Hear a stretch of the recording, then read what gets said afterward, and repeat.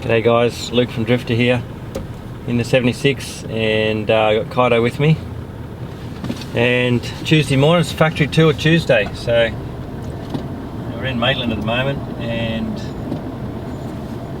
we're heading to Rutherford, which is, not many people have heard of Rutherford, I suppose, around Australia, but Rutherford is just west of Newcastle, about half an hour, and it's the home of Wax Converters Textiles.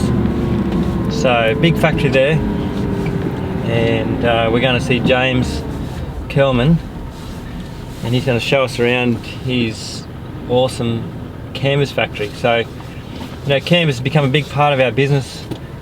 As you know, we've got over 300 different products that we make, canvas products that we're selling, and it's going awesome. We just got 18-20 ladies sewing canvas every day flat out.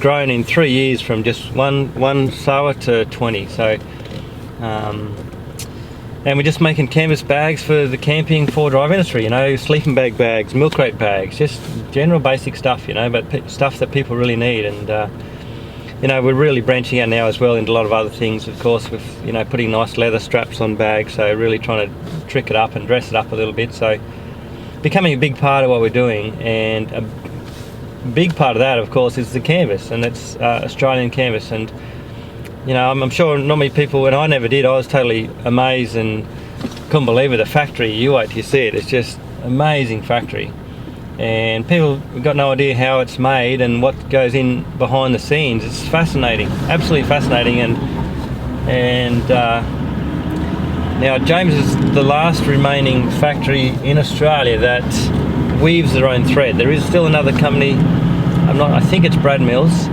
who sort of make canvas but don't weave their own thread. So James will tell us more about that. But he's the last remaining one who weaves their thread. We'll show you that. And one of only 2 remaining ones left in Australia. And I mean, this is a critical industry. If we lose these companies, if we lose a company like Wax Converter, it's the hole in our industry that we never get back.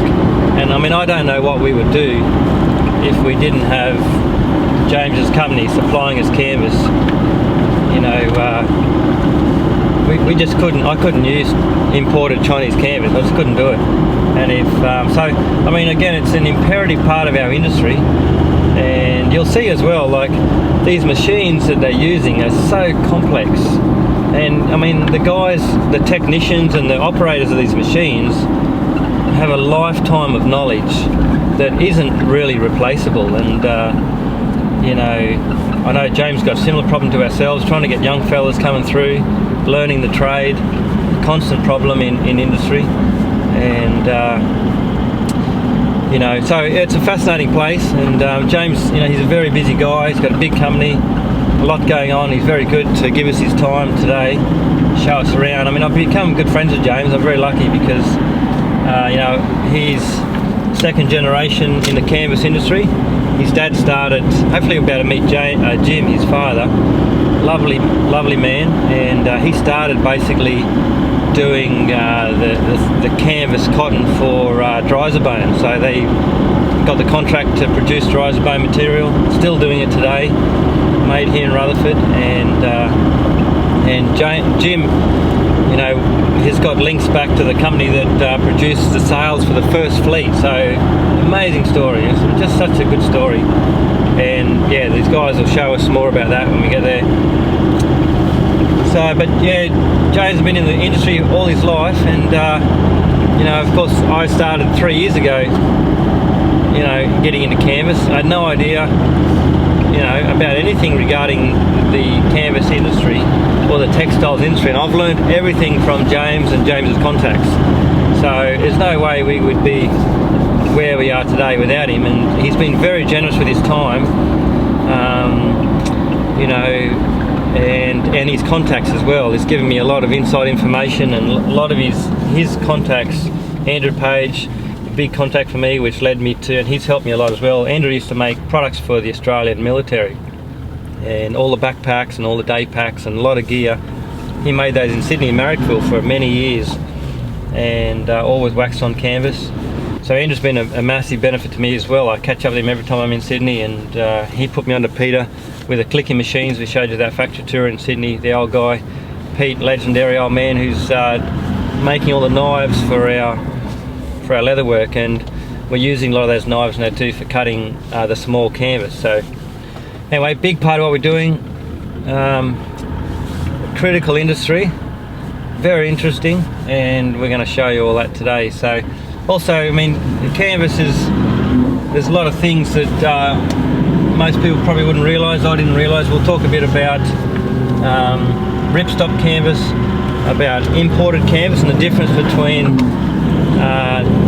say Chinese or Sri Lankan canvas to Australian canvas. There is a big difference. We'll be able to show you what the difference is, because the imported canvas, the thing is, it just does not last.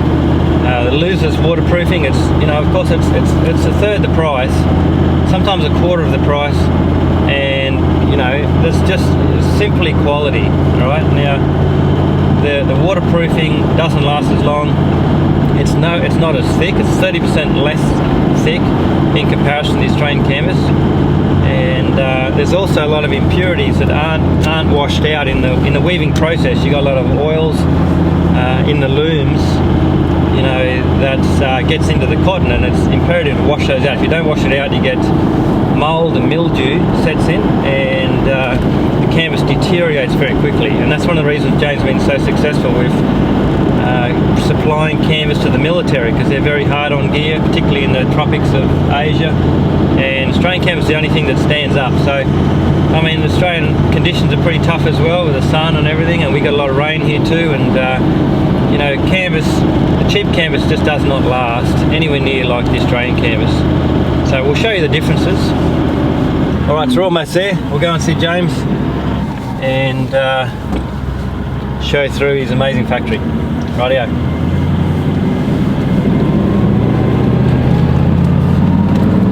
L76 mate's going good, eh? Fine. Righto, here we are. Wax Converters Textiles, Rutherford, made in Australia. Alright, we'll go see if we can find James, eh? Okay.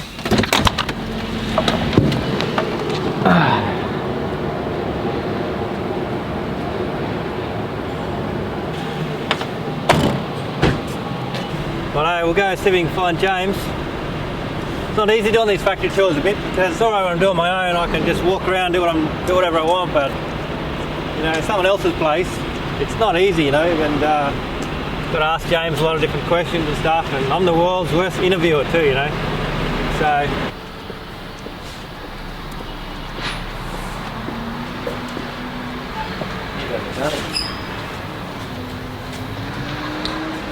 better text change someone here.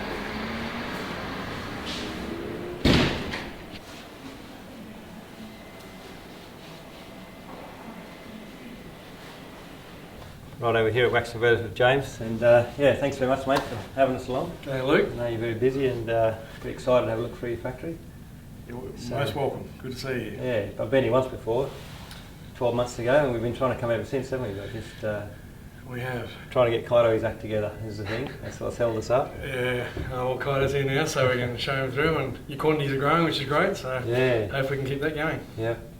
And do you mind explaining quickly the pictures that you've got on the walls, the links to the first fleet? It's a pretty cool story, isn't it?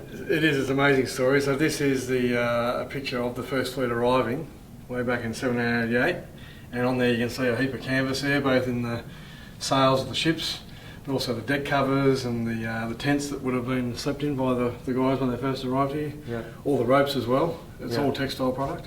Yeah. Flags. And that was made by the company. Yeah, so Gurok, is it, or? Gurok, this is a photo here of their original canvas mill, and they used to have the administration block on the site as well as housing for the workers, Yeah. and they made the canvas here. This Yeah, was right. started 50 years before the first fleet arrived, Wow. and that's where all the canvas That's in was made. Scotland. That's in Scotland. So this long building, is that for ropes, is it? Or? Yeah, that was the ropes, and this was the canvas. Okay. And And were then- they the original company that started making canvas, or? We believe so. Yeah. We believe they were the first. So that was the start of the Industrial Revolution, or I think so. Yep. what year was that? 17? They're the second oldest registered company. Only Johnny Walker Scotch Whisky is older than Gurok Wow. in the UK. In English history. In English. Wow. Yeah. Second oldest company in English history. Yeah. Registered company. That's what we. Wow. Believe. And my father worked for the Australian arm. He joined the trade in 1972. His first job was working for a suit factory in Charles Parsons back in '66, but he moved to canvas in '72, working for Gurok Australia, Wow. which became Bergmeyer. Are they still going, or they changed, or they No, finished up, unfortunately, they didn't make it through, and I guess we've picked up most of the canvas market share they did have, and we've. There's a lot of imported products now, unfortunately, that have taken a lot of share, but of the Aussie guys now, most of them are tending to use our product because we make it to last. And So Gurok's not working anymore in Scotland, but all the technology from there come over to Australia, and Jim started that, your father. That's right. Yeah. And surprise, surprise, this was on the wharf, and now these are all harbourside apartments. Yeah, right. Yeah. So, a bit like Sydney. And here's the outside of the rope factory. Yeah, that's the original one, is it? Or that's the original one. And that's in Scotland. So ropes were all hemp, wasn't it? Is that right? Hemp ropes, yep. And here it is twisting. Sometimes these had 8-ply ropes, and it was all done by hand. It's called the rope walk, where each man would walk a strand out, and would twist it together to make an 8-ply or 4-ply, whatever you need to do. And that's what these guys are doing here, all twisting. So they all got to twist together or something. Correct. Oh, wow. Yeah. So they're making the strands up here, and these guys are twisting. Yeah, right. Well, they don't do it like that anymore, do they? No, I don't think so. But the canvas is still made very similar process, is that right? Yeah, even our constructions, Luke. Back then there was a lot of jute and hemp, so the fibres have changed. What's jute? Jute was another natural plant, which right. they made yarn strands from. Okay. Found it to be quite waterproof and breathable too, being a natural product. Yeah. But just so expensive to grow. Yeah. So now we've gone to cotton and blending it with polyester to keep the weights down, but the breathability up. So polyester is just basically plastic or nylon, is that right? Yeah, it's an oil-based product. So it's a synthetic, man-made fibre. Yeah, and the cotton on its own is just not strong enough for canvas. Unfortunately. Yeah. And it's expensive too. Yeah. And that's what dries bone, isn't it? It's just pure cotton. A lot of clothing still is all cotton. Yeah. Just for the superior breathability and comfort. Yeah. And what about hemp? Is there, do you get into hemp weaving much at all? Is there much future in that? Once again, it doesn't have the strength of polyester, so you see hemp in natural clothing, but they're also premium price because hemp is an expensive fibre, and the clothing sector is basically gone here. Clothing and household textiles was all gone offshore back in the 80s. Yeah. So the canvas and outdoor fabrics is mainly polyesters, nylons and cottons. Yeah. Cool. And you got a bit of, is this top secret, the Ozcam, or? No, it's not top secret. This is the Australian multicam, which the Australian Defence Force redesigned their camouflages back 3 years ago now. Yeah. And this is designed for both desert and jungle warfare. And the main property though is actually nighttime security. So there's infrared technology in here, so under night scopes, the guys from ISIS and all the enemy we're fighting can no longer see our troops moving at night. Yeah, right. And you put that into the fibre when you were weaving it? Well, the way it's done, we weave the base fabric here and we do all the dyeing and the printing and the coating, and it's actually in the colours. So after weaving, we dye the base fabric and print the camo pattern. So that camouflage technology is in the colours? Yeah, it's built in the colours. Right. Yeah. Wow, pretty clever stuff. Carbon black technology. So can we have any of this to make a few bags out of? Sorry, Luke, we've got to be licensed by Australian Defence, so... Yeah, right. Can't even just give us a little bit? No, sorry, mate. That's right. We compromise things. All right, so... And what's to go with all the beer pictures? Just a big fan of beer, or...? Well, they're original lithographs, and my dad's personal collection of what's a lithograph?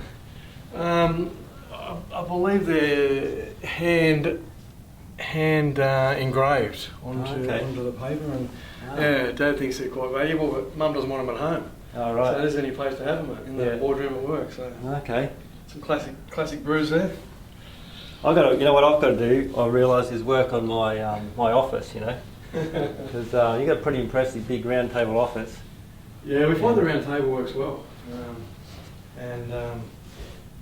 Yeah, we've had a few interesting meetings here over, we've been here 27 years now. So. Yeah, right. Where were you before that? We had a Sydney office for administration, so customer service and warehousing down there. Yeah. But Hunter Valley was always manufacturing.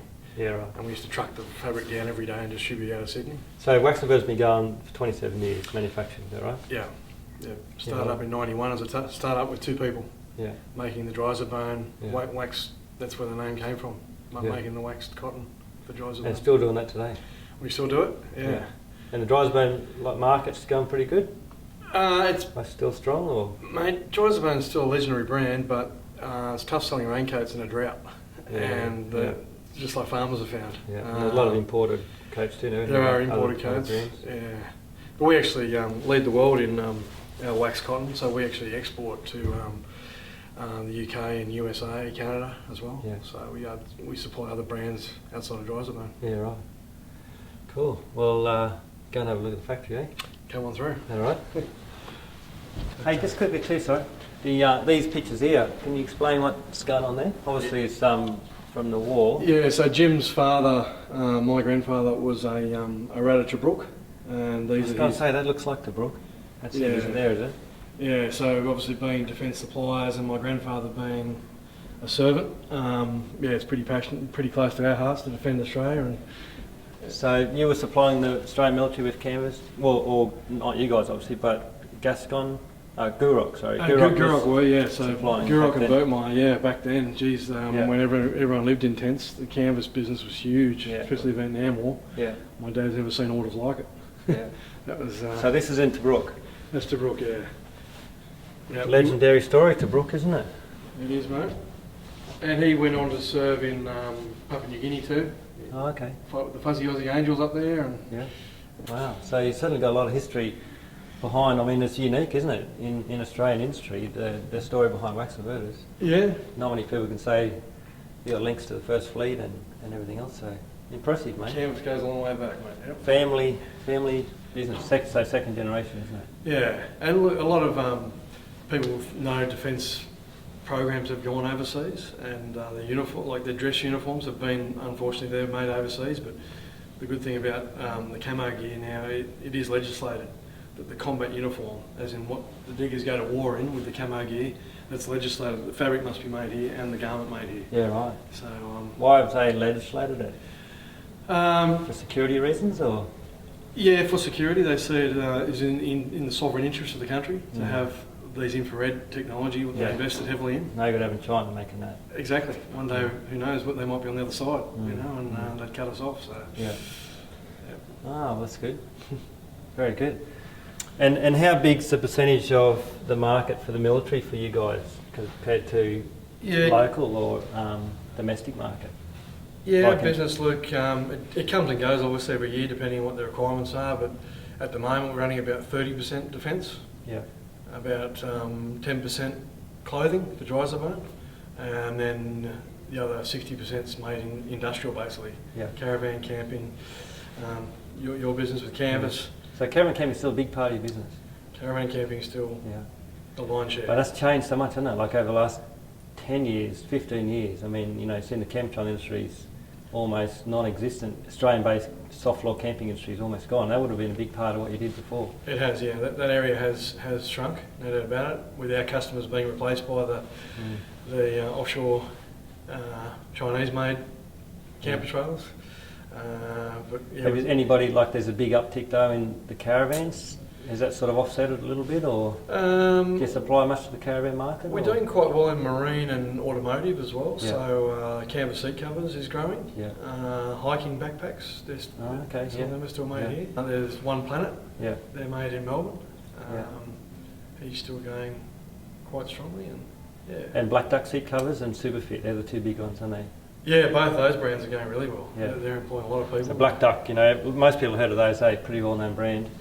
and all your canvas and Superfit as well. That's their push. They only make out of premium canvas. Yeah. Because there is the bottom end as well. Yeah.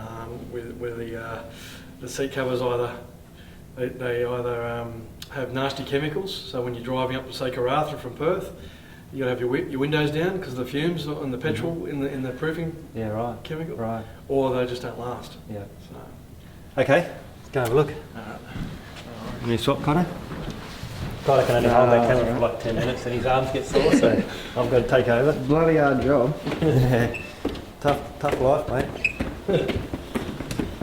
I was up at 5. My wife loves the does she? bag, mate. Yeah, thank you. What's the one she got? The one with the double, two long handles? Yeah. Oh, good. Now what we're going to do is get some low vis on. You got like a fleecy lined one? It's bloody cold today. Yeah, I got a couple of those on there.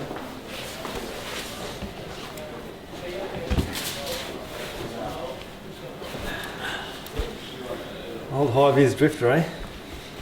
Took us a fair while to get in. He took the 76, not the Hilux. Oh, yeah. There's Kaito's got his high-vis and his camo on.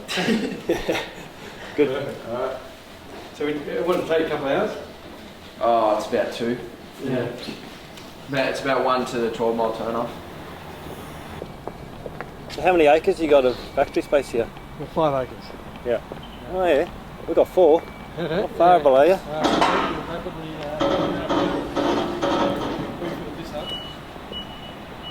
Yeah, you got no more space left?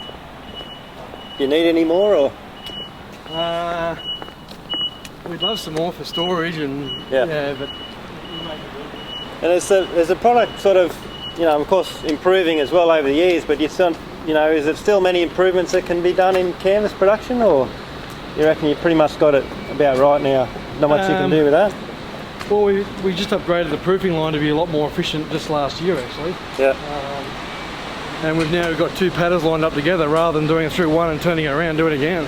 Yeah. We now get through 1 and through 2 and we're doing twice the amount of work now. So efficiencies help with savings there. So this is our noisy department. This is the weaving process. So it gets very noisy in here, but basically this is where we start with thread. As you call it, Luke, it goes in your sewing machine, or we call it yarn. And we make lots of yarn together to make the warp, and then the looms, which is the noisy bit, put the weft across, and they insert. So you're the last one that does this process, is that right? I think there's 3 mills left, but of the canvas, we're the last of the canvas people. Okay. There's 2 other weaving mills, but they're doing like upholstery and furnishing fabrics. Okay, so you're the last of the canvas weavers. Correct. Yeah, in Australia. Sadly.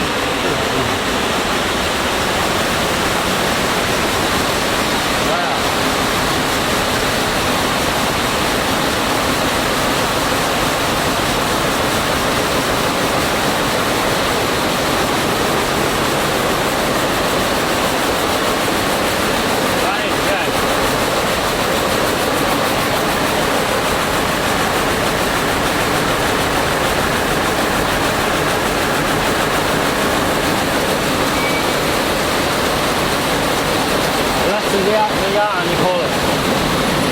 That's our yarn. That's our starting process. So that's basically the same as what we use in the sewing machine. Pretty much the same. Yep. Wow. Yep, so we load up the creel, as we call it. You can see there's 440 threads here. So this machine's got a warper, and it pulls all the threads through in the warp direction. And once we've done the warp, we make up to 3,000 threads, which you see the barrel over here, spinning around. So once the threads are pulled through, then we're going to get the yarn off the barrel and move it to the looms. The only way we can do that is to roll it off thread by thread. Yeah. We've got 5,000 metres there. So there's 400 threads here. We can only need 400 at a time, but the full width takes 3,000, so we do it in sections. Pull through 5,000 metres. And so you're taking off the drum under there now? Yeah, so this lot's done. Yeah. It's about to go around the bottom of the trailer so it'll roll off.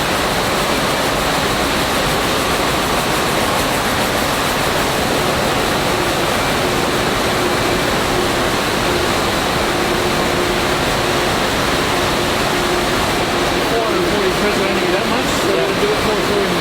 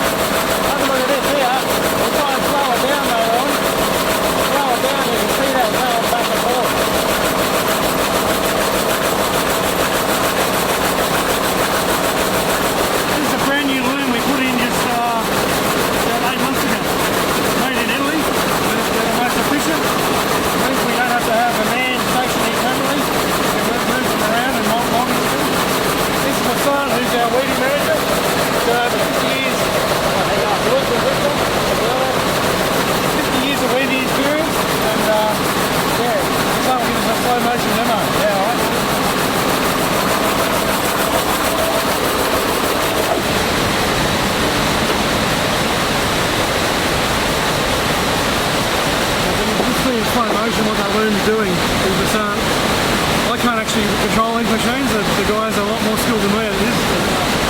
Amazing when you see it in slow motion. You want to see how slow motion it? Yeah. Big sound. Can I think of it? He's put 6 million last year. Yeah, right.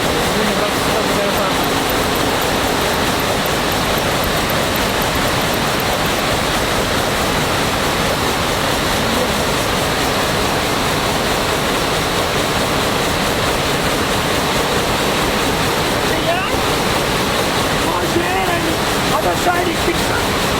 The running machine. It does.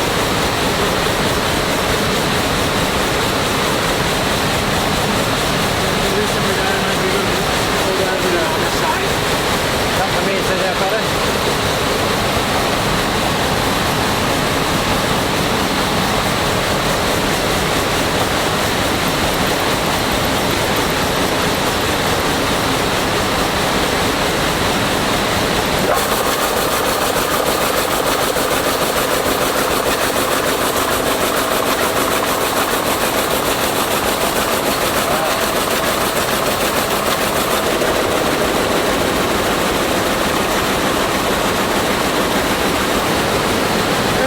As you get latest equipment, it just goes faster, more efficiently, and less labour.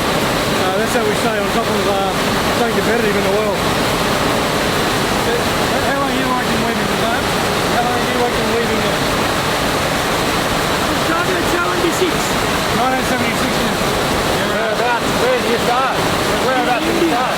India. Then I worked in Nigeria for 4 years. So India, Nigeria, came to Australia when? 1985. 85. Okay. And you started in 91, so what did you do when? I was in Sydney Oh yeah? for 22 years. When did you start here? Because my factory closed down and he took me. So what year was that? 91 or? 2008. 11 years now. So I worked for a big weaving company, I think called Aussie Textiles. They made a lot of blind and curtain fabric. And unfortunately they got closed down. So we knew of the sun and needed some help up here, and we made a huge difference. So we're now weaving 20 more hours, and Zara's encouraged us to keep on top here, and yeah, we're going well. So he's your chief weaver. He's our weaving manager. Managing the whole process. We're 3 shifts, 20 more hours, 5 days a week. And 24 hours here. 24 hours there. And Bazaar does all the training of the people. We can't get skilled weavers, so we have to start from scratch. And Bazaar does the teaching and warping and weaving and tying in process and knotting. It's real hand skill. And these are all the same machines, all doing the same thing. It's equally same. The machines are different. So our canvas could be coming from here. That's a military trouser. Military trouser. Okay. Where the canvas You can is. see canvas over here, Bill.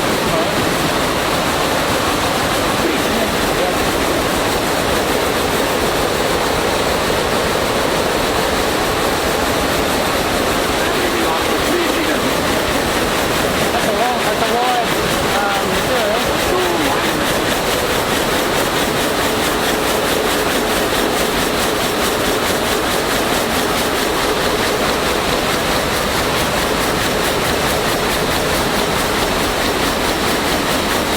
So that's a canvas.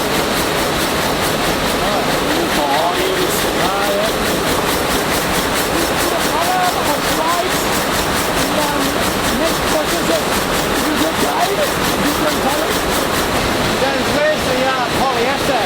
There's a polyester already in here? Yes. Okay. It's in the spinning process. Okay. So the cotton fluff, the polyester fly, and they get mixed up together, and now comes the yarn. That's it here. Already in here, yeah. And you talk about the this style canvas as opposed to the ripstock. It's got to, you've got to test it, do you? Like if you have any imperfections, how do you test for the imperfection?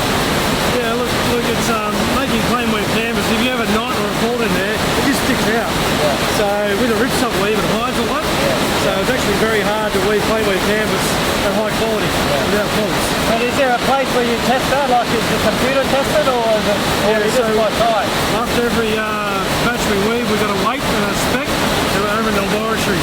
We do our testing over there. Oh, okay. They take samples off. Yeah, take samples all the way through the process.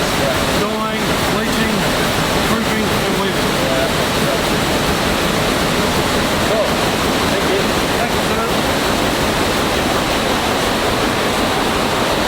You hear the Chinese influence, oh, this is just canvas made in Australia. There's no canvas made here anymore. That's why we're here, mate.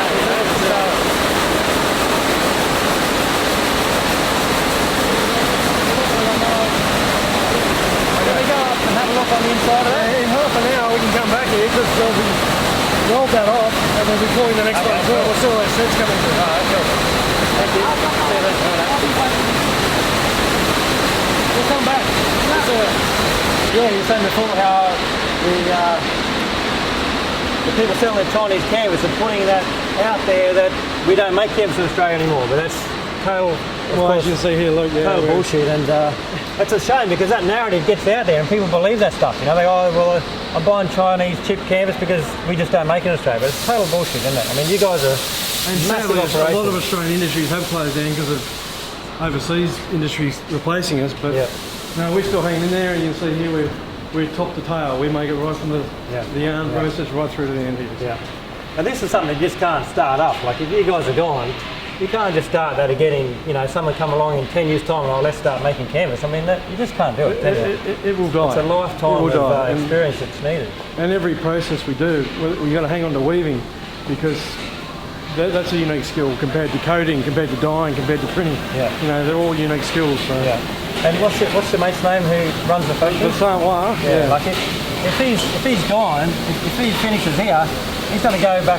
You know, he'll go where the work is, and you can't get him back again. That's the skill. The skills are the important thing, isn't it? Exactly. There's not too many of the Saints left. You know? So we're really trying to milk him of information to retrain other people in the team over there, so we don't lose the skills. Yeah. And he's Indian. There's a history of weaving in India too, isn't there? Like goes back a long time. There is, yeah.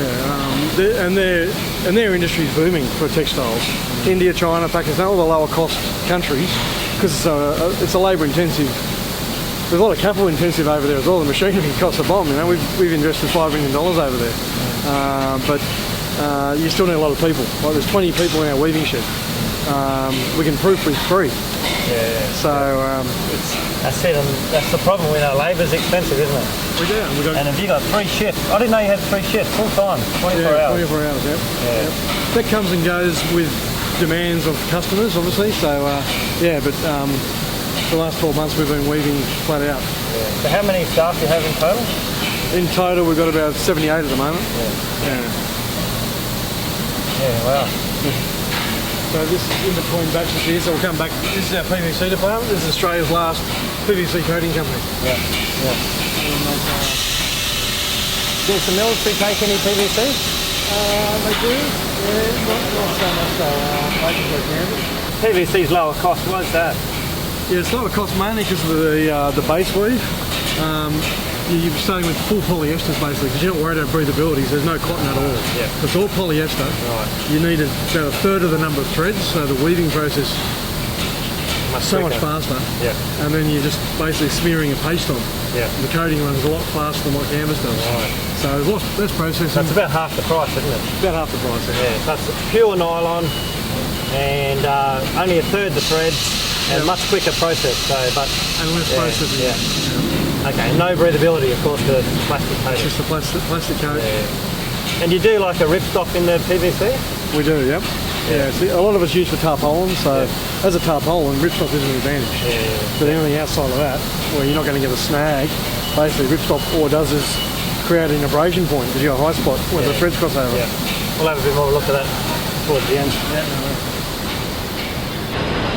So what's going on in here? Okay, this is our printing and striping department. So we'll start over here. This is where the camouflages are printed. Right. So we're about to start up. Oh.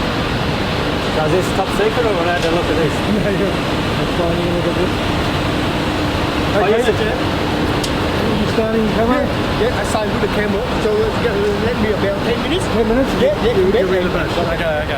We're coming back, we're originally about to start on the next batch of camouflage. So we're printing 5,000 metres today of the Australian multi-cam, which we're happy to show you, Luke. There's a lot of secrets in the recipes for the dye stuff to make it infrared. Yeah. But yeah, the actual printing process is not secret, so happy to show you. Well, I used to be in the army, so I mean, I reckon I'd probably be approved to have a look at it anyway. You've done your time, mate. Yeah. Okay, well, why don't we have a look at some other machines we've done here, and these other machines we've actually built in-house ourselves with our own engineers. Is this the beeswax stuff?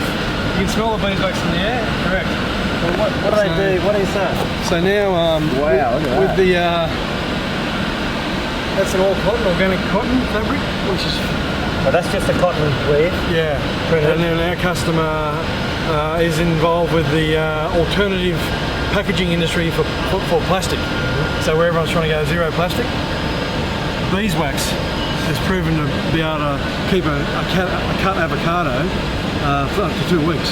Yeah. Whereas a cling wrap would only last a day. Yeah, right. So what we've done here is build a machine ourselves, and we impregnate the cotton with a pure beeswax. Can we have a look at that finished product later on?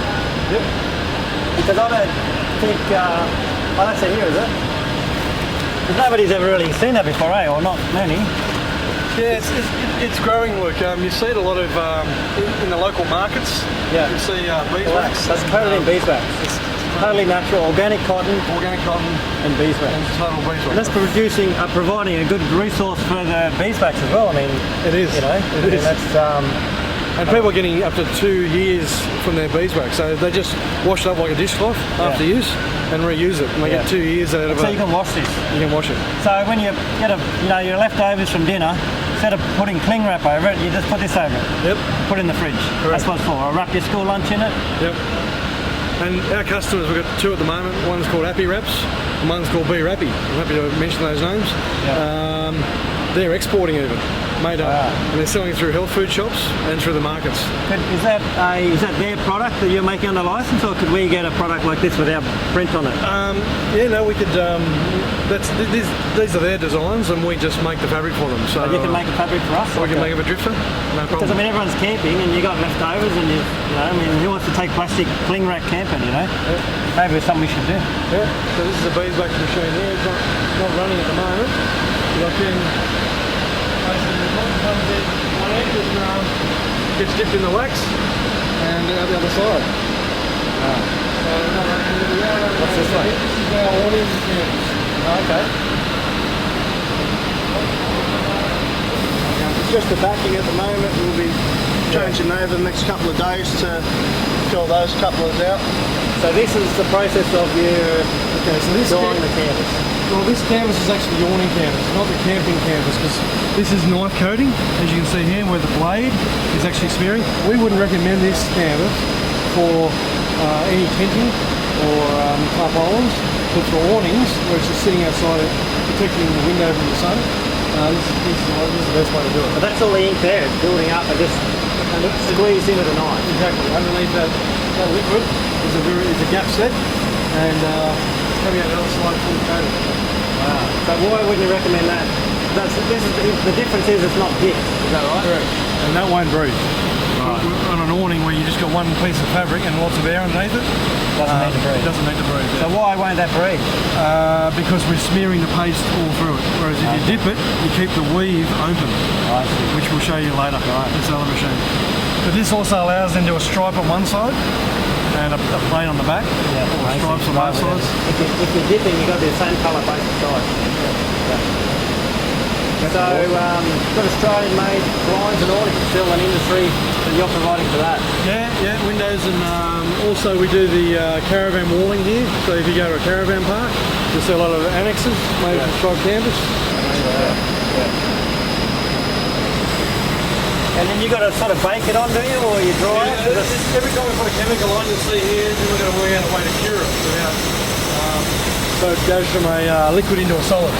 So this is a steam heated vessel drying range. Yeah. Once again, all made in house. Yeah. We actually had a number of closures in the textile industry, so we picked up a lot of spare machinery, and then we went in making it work for us. Yeah. How far has it grown, the business, since, say, from when you took over from your father?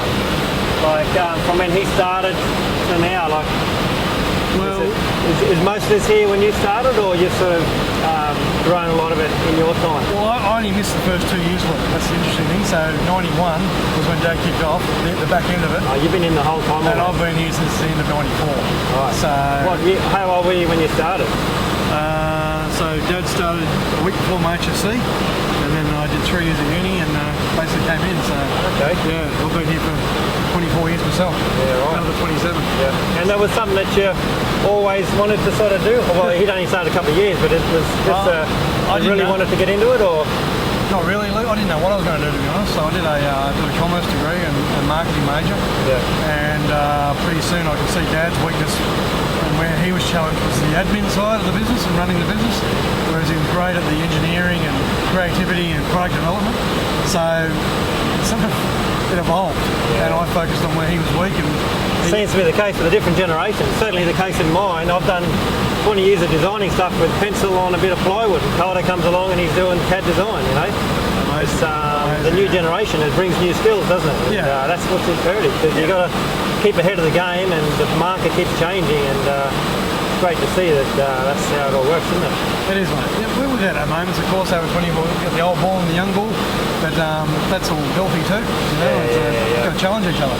Yeah, Kaito's starting to do that a little bit, but he knows I'm stronger than him, so You've got him covered. you've got to get taller and stronger than me before he challenges me. So Keep him in his place, Luke. yeah, that's it. All you can.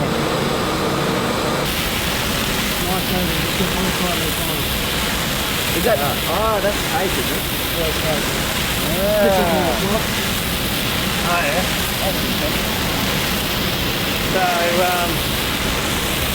So this Kaito. Big roll of Ozcam. Look how big that is. Oh, right. How many metres would that be? It's 3,000. Really? And that's the maxi cam for the new vehicles, the transport drive. No, very good. Canopies and that's also got infrared, so the trucks are actually infrared treated as well. The paintwork and the chassis, as well as the canopy. Infrared in there. Wow.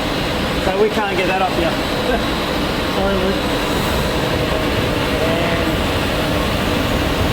So this is your dyeing process, or your printing process. This is screen printing, Luke. Yeah. Alright, so that's an art in itself, isn't it? It is. So if you look inside here, this is actually a silk screen, as opposed to just traditional silk screen printing where you got the square frames and the hand squeegee. Yeah. This is commercial printing. So we can print 5,000 metres in a day. And the ink is actually inside the tube, Yeah. and there's a squeegee inside, and then this silk screen is formed into a rotary round drum, and it falls through the holes in each screen. So every drum is a separate colour. Wow. We start with plain colour down here. So this is a product for Singapore? No. Where was this going? This is for the condo uniform for the Australian Army. Okay. So 1, 2, 3, Each 4, one has a 5. different colour. Yeah. So what we've done here, this is the start of the machine down here, and we've done the weaving and we've done the dyeing. So the khaki, That's dyed like a base colour. base colour. Yeah. With the infrared in there. And then each one of these, there's a new colour going on. So we've got the dark green going on. This guy. Dark green. Really coming off there. So the dark green's going through the holes onto the khaki that we already So dyed. they got holes in there. Correct. In there. It's an open mesh. Yeah. And you make these yourself, the silk screens? We make it house, yep. So then this one here, looks like there's a busy screen, but it's actually the wet green coming on and the brown going through. So there you can see the third colour now. Khaki, dark green and brown. Then we get the wet ink on there again, with a new colour going through, and all of a sudden it's taking shape. So this is a 6-colour design. Oh, yeah. So if someone like Drifta wants to do their own logos or print designs, we have to colour separate it and make the new screens for everyone. And that's finished product comes off the end there. Yeah, finished product, but wet ink. Right. And then what we do is we send it through the oven to cure it. Yeah. It's a very technical process, isn't it? Like it's an art, isn't it? Yeah. And these guys have their own skill sets too, so specialised, just on the weaving. So there's ink inside the barrels. Yep. So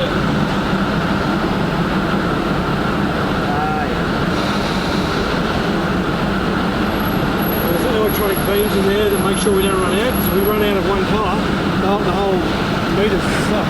Yeah. So it self-pumps out the crumbs. And these guys are like constantly adjusting it as they go. Are they like really keeping an eye on everything that's happening, or? You'll see once he's got it set up, he'll hit the go button and we're going to double the speed. Oh, really? Once he's happy the registration's all in place, he's going to let this baby fly. Yeah. We'd be... That's top secret too, you know, like, don't let the cat out of the bag there. Okay, whatever. No, we'll do that. Have you got that print still?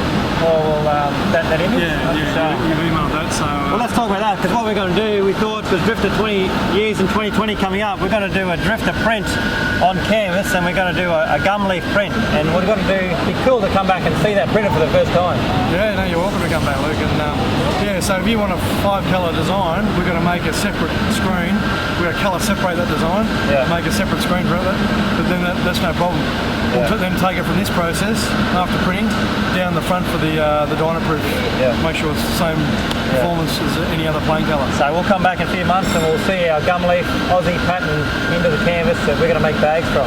Sounds good, Luke. And you reckon we can get a bit of that infrared in there? Chucked in? I don't think your campers need that, Luke. No, probably don't.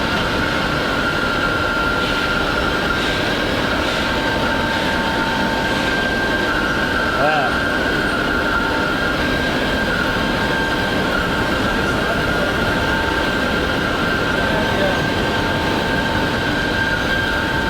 The Australian Army used to wear rubber ears. Look at some of that. That's the Navy. And they come up with this design, though, don't they? Yeah, they do, yep. And there's the Army. So now all three forces have their own unique look. Air Force, Navy and Army. Correct. Wow, that's pretty cool, eh? Yeah. And that's unique in the world, isn't it? It is. So that's the best fabric for military uniforms in the world, you believe? I believe even the US forces like our special blend, 75% cotton, 25% polyester, and even the Yanks like our uniforms. Where do they get the material from? Are they making it in America? Oh, America's very protective of their own industry, There's a clause over there where you have to be US owned, US made for all programs, not just the combat uniform. They really they look after the US well. Well, it's good to see the Australian government finally legislating a little bit that they're doing the same, starting to protect their industry, because, you know, we lost a lot to overseas, in Vietnam and other places. We have. The backpacks and the dress uniforms are made overseas now, aren't they? Yeah, it's all the parade uniforms, and they've been gone for decades, unfortunately. There's a bit of a push to, I think people are starting to wake up and look after our own industries. The kids have to work somewhere, we've got to protect what we do have here, and we're all for Australian industry. We've got to know it. Because at the end of the day, that's what it comes down to, isn't it? I mean, you've got 3, 4 boys, 3, 4 kids, haven't you? 4 kids, And that's what we're talking about. It's jobs for kids, isn't it? You know, we all got jobs, you know, but it's the future generations, you know, and our kids are our future, and it's up to us to make sure we got jobs for those kids coming through, not just bloody going to university doing an arts degree and then going serving coffee at the local cafe. I mean, that's not a career, you know, and that's what's happening, isn't it? Well, not everyone can work in the finance industry or computer programming or services. We need manufacturing, because practically minded kids, they're going to work somewhere. That's right, Well, that's it. And this is just a massive drawing room. Wow. So you're saying if that breaks, you've got to get in there and pull all that through again. That's right. So it's actually got three wraps of the fabric. About 80 metres of cloth in there before it comes out right the other end. Wow. So I actually bought this out of Sydney, Luke, this one. And we need a police escort to shut down the Harbour Bridge. So it took up 4 lanes on the back of it. Wow. So we had a window between 3 AM and 4 AM. Shut the Harbour Bridge for 4 lanes to get it from over near the airport and up to here. Really? That is Harbour Bridge. Couldn't bring it up on a boat or anything? No boats. Bring it up the Hunter River. And that's so from there, where do you send that? You send that, that's Australian fabric to Australian Army, but where does it go from here? We haven't finished processing yet. We've still got more to add to that. So we've got steam in the dry house, but when it's finished, the garments are actually made by Australian Defence Apparel. They're ADA, as they're known, and they have about 200 sewing ladies in their factory in Bendigo. Yeah. Victoria is a big hub for the textile industry, isn't they? Or they were. It is, yeah, no, still is. Yeah. Peter Stapleton was talking about that, about a lot of industry down in Victoria, and the boots and everything. They're a lot made in Victoria, eh? And regional areas too. So Bendigo itself is actually a big one. Colorado as well. But, Yeah. yep. So it all heads down to Victoria and it gets made into the uniforms down there. Correct. Yeah. All customised, the names and the ranks and individually sized. Yeah. And shipped out to the soldiers. Yeah, cool. And you were saying before too that about 15% is exported overseas. Yep. And did you say that you've got how many percent military? About 30% military? 30% military, yep. And the rest is, the caravan camping industry. Yeah, 10% would be into the wax cotton, so the dries the bone, raincoat type market, and then 60% is outdoor camping, caravans, I'm awnings. surprised how big the camping industry market still is, 60% of what you're doing. Yeah, no, it's and how much of that is, I mean, with the camper trailer market, who's your big suppliers there? I mean, of course, you mostly wholesale, aren't you? That's a big thing. A lot of the time, like, we're very lucky we can buy direct, but most manufacturers buy from distributors. Yeah, that's right. So we don't always know who our end customer is or what they do with it. Yeah. But yeah, look, Drifta, you guys are going great guns. You're growing at a rapid rate. But yeah. Like you lost Kimberley's gone, unfortunately, or they're sort of started up again, I've heard. Trying to start up again, yep. Cub campers are still going very steady. Cub, So they buy a lot of material from you? They do. And anybody else you know? Or that's about it. What about the caravan guys, like Kaito and them? Yeah, we're getting a lot of aftermarket business. But not their original fabric? No. So they find overseas, I think? I think so. Yeah. We don't know. Yeah. So this is our dye house now, guys. So with our canvas work, it's pretty critical as to why Australian canvas is higher performing than lower cost canvas. So there's a critical step that gets missed from the overseas production. Correct. Yeah. So you saw our weaving shed. We start with the yarn. So the yarn has a lot of wax and spinning oils when it's produced to make it stop breaking. So when we weave that together, we then got to get that oil and extra additives out of the product to make it then absorbent for proofing. So here you'll see is our bleaching range. So we've got about 5,000 metres here, batched up into one big roll. And just like preparing for clothing dyeing, we actually do a bleaching process. So it comes up.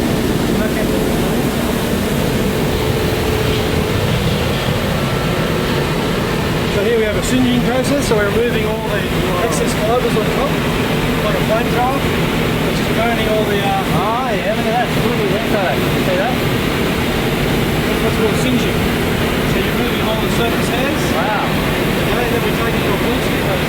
I didn't see that last time. That wouldn't have been running. This is a bleaching process, you can see in there. So what we're doing, this is where the oils and lubricants get out. So that's what attracts mildew at the end of the day as well. Yeah. So canvas go up and down, up and down there. So this is a process that it's some extra a lot of work to do it, but that's the easy step that's missed on the overseas product. Yeah. Because you can't tell, you buy a product like a cheap spring, on a suspension, you can't tell that process has been missed. No, we could go straight from weaving into the proofing process, which is what a lot of companies do. Yeah. We just find it's a shortcut, and your canvas won't last as long. It's these little steps that are so critical to make it the world's best canvas. Yeah. So out it comes here. With bleach, it's actually a reaction process. It takes 20 hours pure. So for that to work, while it only runs for an hour, we then spin the canvas for 20 hours. Really? Wow. To make sure that bleach works. Just like that, all wrapped up? All wrapped up. Now the idea here is, why is it spinning? If it was stationary, it would just all fall out. Yeah. We've got 3,000 to 5,000 metres here, and we want every coil to keep the bleach in. So If we spin it, it stays stable, it all stays together. We go back to the end here, but you can see all the bleach coming out here. Yeah. It's been squeezed out, but you can see it just wants to fall out. Yeah. I see. Nothing will happen. So after 20 hours, once again, we can't leave it more than 20 hours or it tenderises the canvas. So 20 hours, that's it, it's off, and then we're going to wash the bleach off. So here we have just a big washing room. It's a big washing machine. See the colour change here? Yeah. We've gone from an eggshell colour to a nice pure white fabric. Yeah. Now that's going to absorb the proofing chemical so much better than what that will do. Yeah. And it won't have the lubricants that attract the mildew.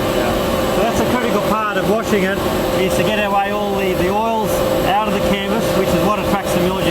And we're going to get the bleach off now to stop it from being tenderised. And if the mildew gets set in, that's what creates rot, and that's what destroys the canvas. Is that right? That's right. So that's what makes canvas to lose its waterproofing and just doesn't last as long as quality canvas. Correct. Yeah. And we've still got guys from 25 years ago with our canvas. Basically, because we don't compromise. We just keep the standards high, and we don't chase low cost shortcuts.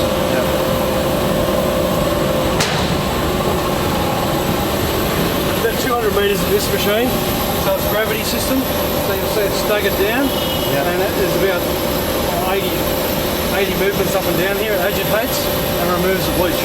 Right. Wow. Yeah, so because bleach is what, caustic, is it, or? Caustic, yeah. So very important to get all that out. Wow. That's a big process of. It is. Once again, we put this dye house in 1995 with the best equipment available from Germany.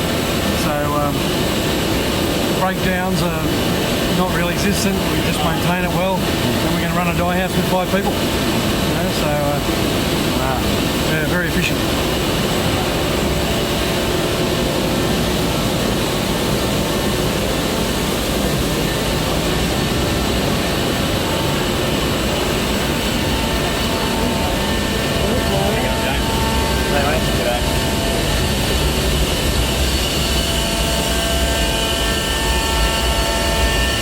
And that's finished product. So that's ready for proofing now, and you see a nice, lovely weaving. It's been purified, absorbent, ready for absorbing the proofing chemical. Is this dry or? No, so this is now wet. Yeah. So after here we'll take it over for a drying station. Right. And we'll show you that soon, and then into the proofing So line. clean, but still damp. Still down, yeah. And all these here, they're the same. They're ready to go. That's all work in progress. Yep. Yeah. So that's ready for the next stage. Wow. So every department we walk through all feeds the next one. Yeah, like an industry like this, like we were talking about, it takes years and years to get this going, isn't it? I've seen some of the factories in China. I mean, they must have enormous government support because they just pop up overnight, literally, don't they? Factories over there. I don't know how they do it. They must have enormous backing from the government, to get that money to produce the infrastructure they do so quickly. Well, we know, even in Pakistan, for instance, they'll never admit it, but we have suppliers of raw materials saying that after dyeing, whatever more value they can add, the government goes 50-50 with the manufacturer. Yeah. They're subsidising half of it, Yeah. just so they can add more jobs and create the economy over there. And how much does the Australian government subsidise you over the years? We're still waiting, Luke. We're still waiting, but Still, but I don't subsidise any industry, do they? I mean, the car industry maybe. yeah. They put a lot of money into that, but We had a great program here for TCF, the Strategic Investment Program. That was on for 10 years under the Howard government, and that was a 20% rebate on new machinery investment. yeah. So it gave a bit of a back and helped you recover some product development costs. But we are fighting against other countries subsidising their industry, and not only that, the cheaper labour as well. I mean, the average wage in these countries, unfortunately, is very low. They don't need subsidising. They already got the I know, advantage. yeah. And something that was surprising me in Japan is, like, Japan's a modern country. We've done some factory tours over there, but the average Japanese worker works 10 to 15 hours a week, unpaid overtime.